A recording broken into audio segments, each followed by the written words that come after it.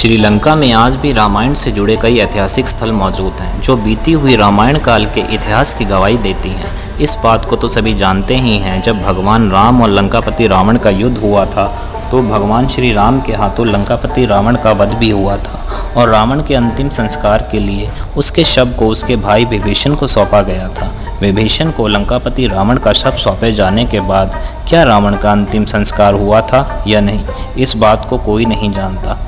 अगर हम कहें कि लंकापति रावण का शव आज भी श्रीलंका में मौजूद है तो आप शायद इस बात पर भरोसा नहीं करेंगे, लेकिन यह एक हकीकत है।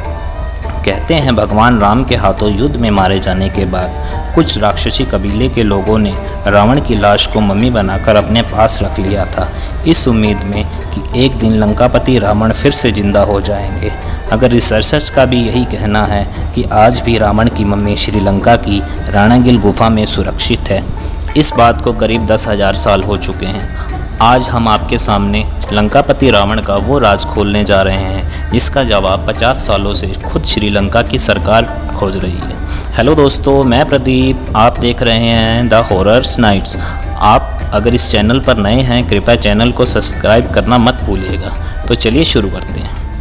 श्रीलंका के पुरातत्व विभाग ने कुछ सालों पहले दावा किया था कि त्रेता युग में जिस रावण को भगवान राम ने युद्ध में मार दिया था उसकी मम्मी आज भी मौजूद है। दरअसल यह मम्मी रांगला के घने जंगलों में आज भी सुरक्षित है। कहते हैं जब रामायण का युद्ध अपने अंतिम दौर पर था और रावण मारा जा चुका था तब उसके वफादार सैनिक उसका शव लेकर गायब हो गए थे और उन्होंने रावण के शव को मम्मी बनाकर रख लिया।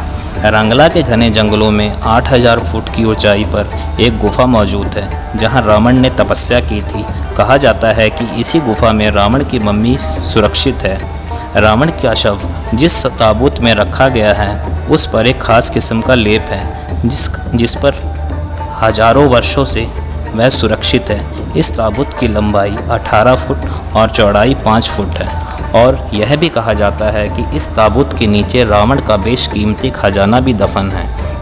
रांगला के घने जंगलों और गुफाओं में कोई नहीं जा सकता क्योंकि यहाँ जंगली और खुखार जानवरों का बसेरा है जिसकी रखवाली खतरनाक नाग और खतरनाक जानवर करते हैं।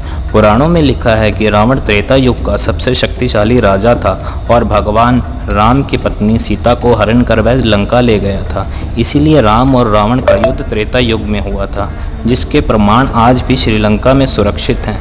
रावण की मृत्यु के बाद अंतिम संस्कार की जिम्मेवारी विभीषण को सौंपी गई थी, लेकिन लंका की राजगद्दी जल्दी संभालने की जल्दी में विभीषण ने रावण का शव वहीं छोड़ दिया था, जिसके बाद उसके शव को नागलोक के लोगों ने अपने साथ ले गए। नागलोक के लोगों को यकीन था कि रावण की मौत नहीं हो सकती, वह फिर से जीवित हो जाएगा। उन्होंने रावण के शव को फिर से जीवित करने की बहुत कोशिश की मगर कामयाबी नहीं मिली, जिसके बाद उन्होंने रावण के शव को मम्मी बनाकर संभाल कर रख लिया।